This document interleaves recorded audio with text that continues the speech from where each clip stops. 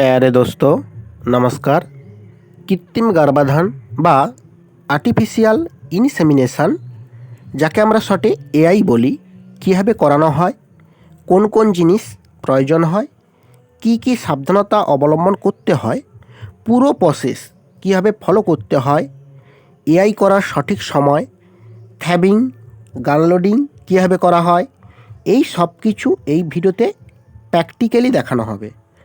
প্রথমে থ্যাবিংয়ের জন্য জলের তাপমাত্রা ঠিক করে নেব। একটি পাত্রে গরম জল এবং অন্য একটি পাত্রে ঠান্ডা জল রাখব। তারপরে একটি পাত্রে ঠান্ডা ও গরম জল মিশিয়ে থ্যাবিংয়ের জন্য তাপমাত্রা সেট করে নেব। গরুর ক্ষেত্রে হলে 99 ডিগ্রি ফারেনহাইটের কাছাকাছি এবং মহিষের ক্ষেত্রে হলে 100 ডিগ্রি ফারেনহাইটের কাছাকাছি জলের তাপমাত্রা রাখব। এখানে আমি গাভী বা গাইর এআই করব, তাই তাপমাত্রা 99 ডিগ্রি ফারেনহাইটের কাছাকাছি রাখব। থ্যাবিং প্রক্রিয়াটি এআইয়ের জন্য খুব গুরুত্বপূর্ণ প্রক্রিয়া। এখানে থ্যাবিংয়ের জন্য জলের তাপমাত্রা থার্মোমিটারের সাহায্যে অবশ্যই দেখে নেওয়া দরকার।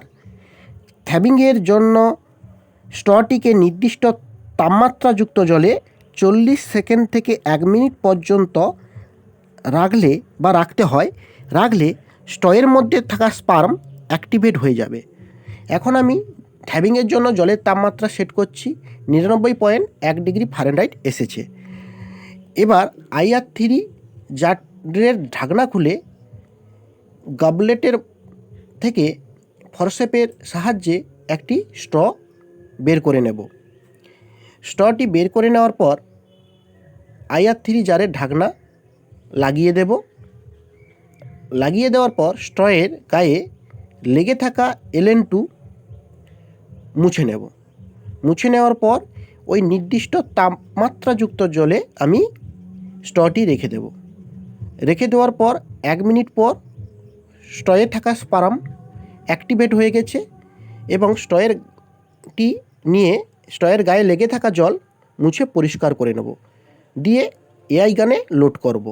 এআই গানে লোড করার সময় মনে রাখতে হবে স্ট্রয়ের যে প্রান্তে বা যে ধারে সাদা দুটো গুটকো থাকে সেটি হচ্ছে ল্যাবরেটরি সিল, সেটা থাকবে ভেতরে, এবং ফ্যাক্টরি সিলটি চিপকানো অবস্থায় থাকে সেটি থাকবে উপরে। তাকে আমি বিলেট বা স্ট্র কাটার দিয়ে রাউন্ড করে কেটে নেব। কেটে নেওয়ার পর এবার আমি সিট পরাবো। সিট পরানোর সময় মনে রাখতে হবে এখন আমি সিট কভার পুরোপুরি খুলব না। সিট কভারটি কিছুটা খুলে আমি এআই গানে সেট করে নেব। সিট কভারটি পেছন ধারে চিপকে নিলাম এবং এআই গান পুরো প্রস্তুত এআই করার জন্য। এরপরে আমি স্লিউজ পরব। স্লিউজ নিয়ে নিচ্ছি। স্লিউজ নিয়ে আমি বাম হাতে স্লিউজ পরে নেব। স্লিউজ পরে নারকেল তেল অথবা মিঠা তেল নিয়ে নেব। আমি এক্ষেত্রে নারকেল তেল নিচ্ছি। নিয়ে এআই জন্য সম্পূর্ণ প্রস্তুত হয়ে গেছি। এআই করব। এআই করার আগে আমি সিট কভারটি আগে খুলে নিচ্ছি।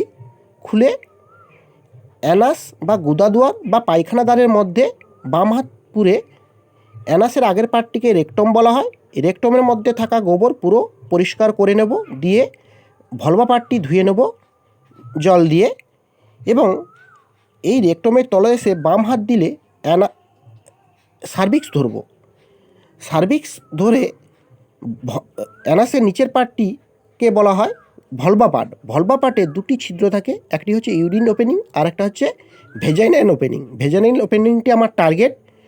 সার্ভিক্স পার করে এআই গান বডি অফ ইউট্রাসে আমি সিমেন্ট ডিপোজিট করব। ডিপোজিট করার পর এআই গানটি ধীরে ধীরে বার করে নেব। বার করে নেওয়ার পর একটু ম্যাসেজ করে দেব। তবে এআই করার সঠিক টাইম বা রাইট টাইম কখন? গরু ডিসচার্জ দেওয়ার সঙ্গে সঙ্গে ডাক দেওয়া শুরু করে, ওই সময়টিকে আমরা নোট করব। নোট করার পর 12 ঘন্টা অথবা 16 ঘন্টার পর এআই করা যায়। তবে সবথেকে বেস্ট টাইম হচ্ছে 8 থেকে 24 ঘন্টার মধ্যে এআই করাটা সঠিক টাইম। তবে বন্ধুরা, এই ভিডিও দেখে কেউ এআই করবেন না। ভেটেরিনারি ডাক্তারের সাহায্যে এআই করবেন।